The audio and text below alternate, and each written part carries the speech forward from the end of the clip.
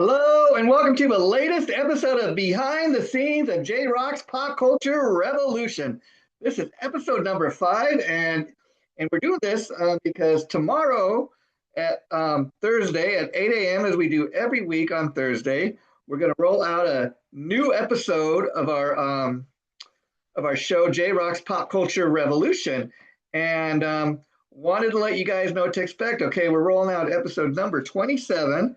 And it's going to be on, get this, it's classic horror movie from 1933. Anybody that's ever seen this film, I'm of course talking about The Invisible Man. And the fun thing is, I'll share some facts with you that I learned about the movie. Okay, of course, it is based on a novel by science fiction writer H.G. Wells.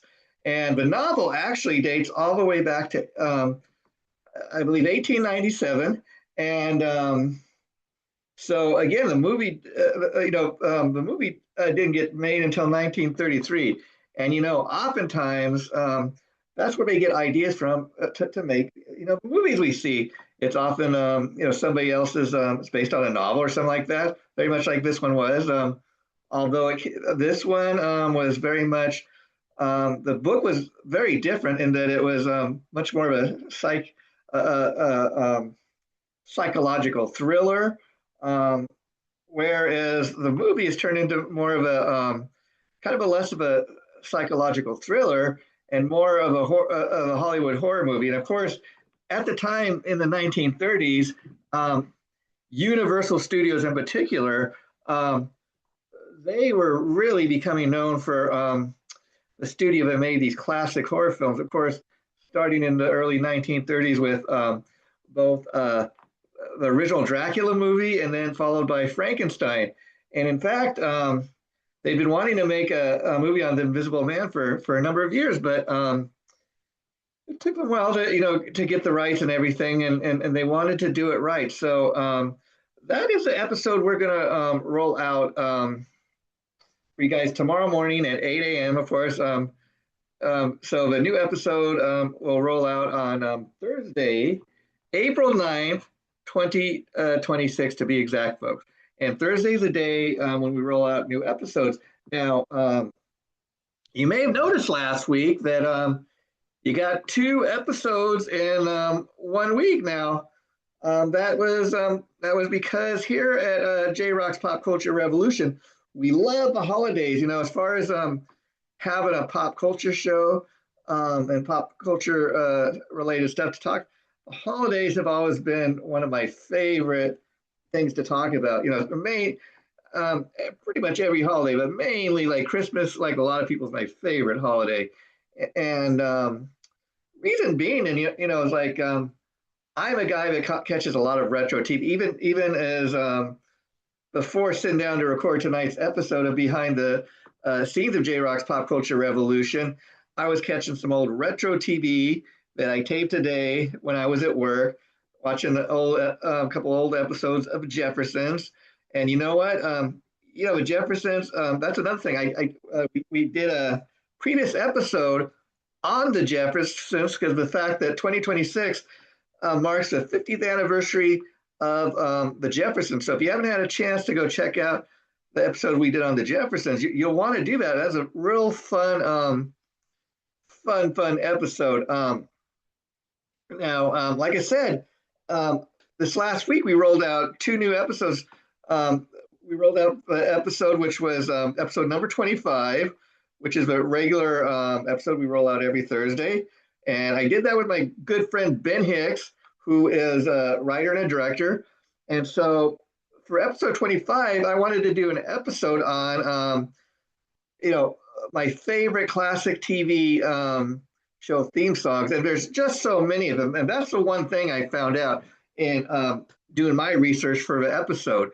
Oh God, there's got to be, in what I was able to look up on the internet, there's got to be at least over 200 classic TV show theme songs I was able to kind of come across. But again, that was a a big challenge in doing like a top five list is you got that many songs to pick from. How do you go about coming up with a top five list? Very, very hard to do. And one of the fun things you'll see that happened during episode 25 is in coming up with my top five list. I originally went into the episode thinking I kind of already had an idea of what was going to be on my list, and I really did. But two songs actually got kind of thrown off my list that I really thought was going to kind of had to be on my list. And that was the theme song to both the Jeffersons and the Good Times. And we kind of get into why they got kicked off the list. Not that they weren't great songs or anything. Very much, those are two of the songs that, like I said, I really thought would make it on my list for a simple fact that my approach into kind of how I went about picking my top five was not only did I think the song was good, but because pretty much a lot of these classic TV show theme songs, they're pretty fun, you know. But what made it fun for me, the songs I picked are songs that I remember, you know, when the shows were on back in the day. Like, for example, the Flintstones. That's on my list as well. Come to find out, there's actually two different Flintstone theme songs, and so we talked a little bit about that. And so I remember watching the Flintstones as a kid, for example, when it was on TV, and every time an episode of the Flintstones would come on and that opening would come on, I'd start singing along, you know, and every action Fred Flintstone would do in the opening, I try to repeat, you know, and of course the famous Yabba Dabba Doo, Flintstones, meet the Flintstones, they're a magical family from the town of JRock. Okay, you get it. So a lot of most of the songs I included on my top five list are very much songs like Meet the Flintstones, where when the show opening comes on, you just start singing along to the theme song. So again, just pick five. So so check out episode 25, and you will I reveal my top five list, as does my guest host, Ben Hicks, who again is a writer and director. And fun part of watching the episode is that Ben and I really didn't talk or anything too much before recording the episode. He lives in Kentucky. I live in Los Angeles, so it's not like we hang out all the time and talk. He's been guest on the show. I've interviewed him a number of times over years about his various projects, and that's why when it came to doing a show like this, I thought, okay, he's a director, he's a writer, so he would be a perfect guy to do such an episode with, and that's why I picked him as my guest host for our episode 25 and picking out the our top five classic TV show theme songs. And the thing about it is that was really fun in watching this episode. You'll see that me and Ben each had a completely different list. There was not a single song that him and I both picked or anything like that. Our lists were completely different. And I think the fun thing, Ben does a great job of explaining why he picked his top five, as did I. But what I tried to do too in talking about the songs that were on my list, I went and did a little further research. I found out some fun, interesting facts about each of the songs.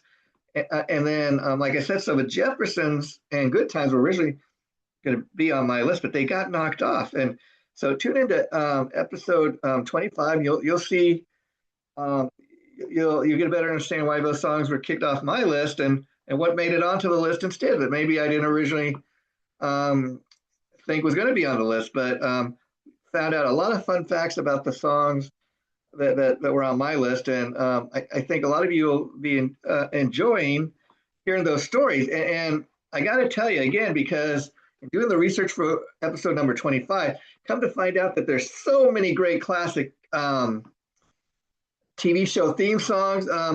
This is a very much a pop culture topic. This is very much, such a topic could be repeated on our show. I mean, I could probably spend a whole 30 minutes just talking, for example, about the Good Times theme song and share some wonderful facts that you probably don't know.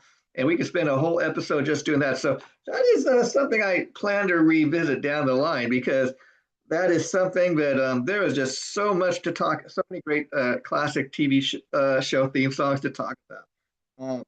And like I did with this, folks, um, this is going to be the episode that's rolling out tomorrow, episode 27 on the Invisible Man. So we're not going to talk too much about the Invisible Man. We'll talk a little more about the Invisible Man next week when we do our behind the scenes episode, episode number 6. That should be going up next Wednesday. We're going to wait till then to talk about the Invisible Man, because I want you guys to see episode 27 first, and then we can talk a little more about it in detail. But again, this will be coming up next week. This will be the episode that follows episode number 27. And it's, of course, Flintstones themed.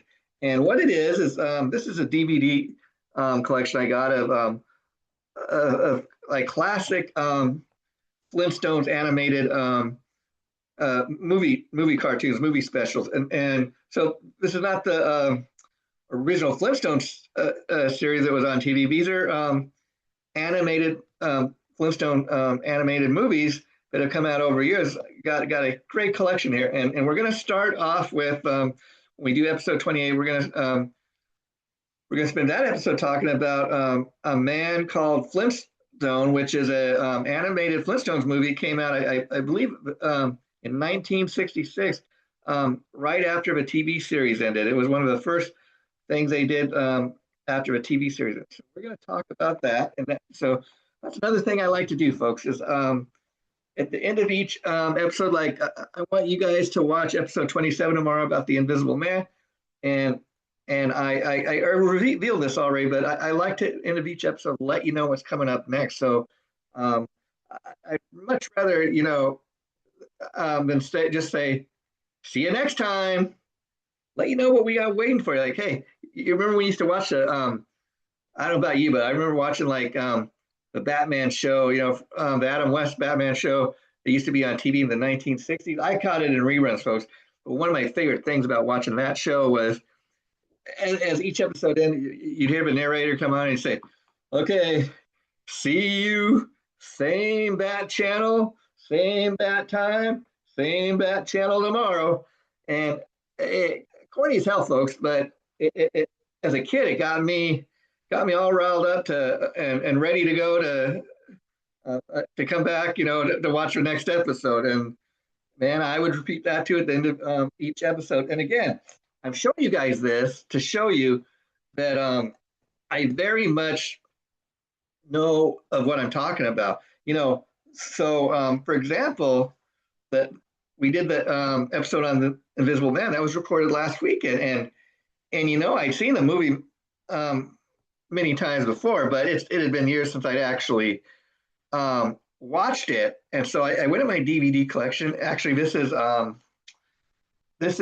Blu-ray, which is cool. And I'm showing you guys this because I got I have a day job. I work Monday through Fridays, but Saturday and Sunday I'm off. So I can sleep in if I want to, but like the Bon Jovi song says, I'll sleep when I'm dead, folks. So even when I don't have to, I get up super early. I just like to get an early start.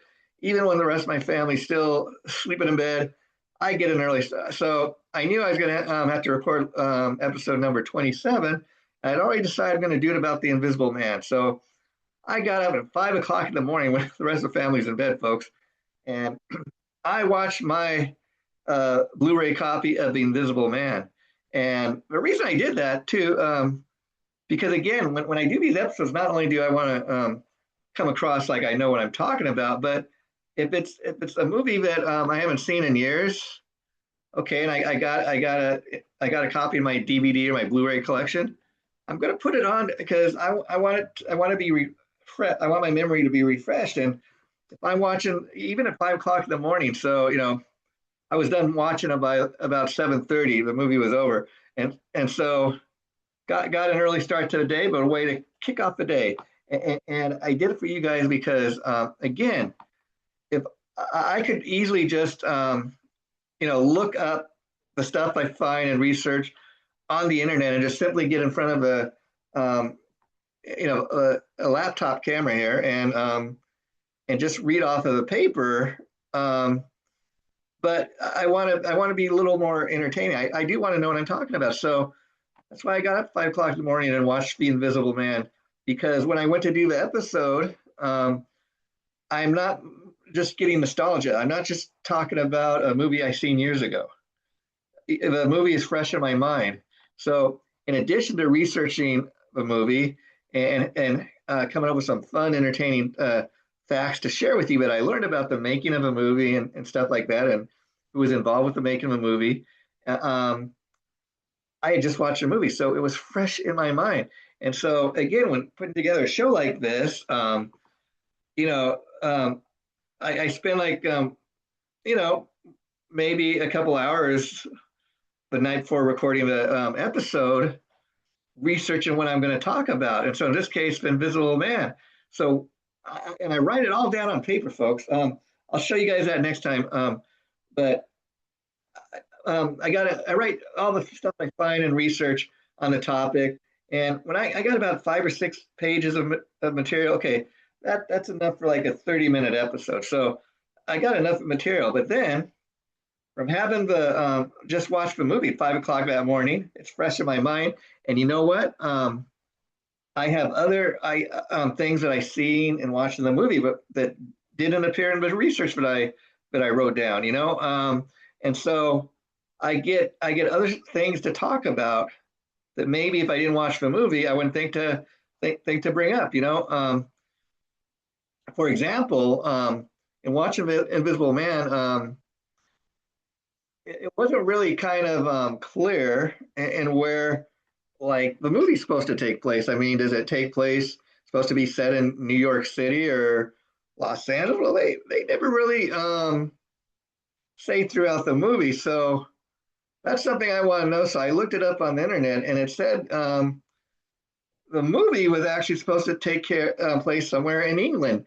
It's never really mentioned throughout the movie, but it says, and not just the fact that it takes place in England, but it says it takes place in a fictional English city. So come to find out, it's supposed to take place in England. And instead of just saying, "Hey, it's taking place in London, England," they create a name. They say, "Let's create a fictitious English town," and that's what they did apparently. And the reason I was interested, because this is one of those things that unless you're paying really a lot of attention, you might not notice. But like the Invisible Man was going crazy and attacking people throughout the town, and he's there's all these police kind of trying to go after the Invisible Man and catch him. And I noticed that police were wearing kind of a funny looking, not your typical police hat. And I'm like, I wonder where this is supposed to be taking place. And sure enough, you've seen like police in England, they wear those kind of big, long type of police hats. That's what made me kind of question, oh, okay, this must be taking place in a different country. And so, again, that's what I want you guys to kind of be aware of when you're watching our episode number 27 tomorrow at 8 a.m. when it rolls out on The Invisible Man. And again, I'm showing you guys that I have this stuff because I don't just do these episodes to get nostalgia and talk about all these great classic movies that I saw years ago. No, I'm still very much into this stuff, and like just watching The Invisible Man the other day, first time I've seen it in years. But you know what? It brought back a lot of great memories. I enjoyed watching it just as much as I did the last time. So I have a real special kind of relationship when I go back and watch these movies, and I'm kind of giving you guys a proof that okay, again, I kind of know what I'm talking about. I do have this in my collection. I mean, it's cool. I got a player that can play both Blu-ray movies and DVD movies. So it's so cool because I can just go in the room and whatever I got, it'll detect if it's a Blu-ray player or a regular DVD. And so that's cool. And then cool thing with this Invisible Man collection, it's got like, let's see,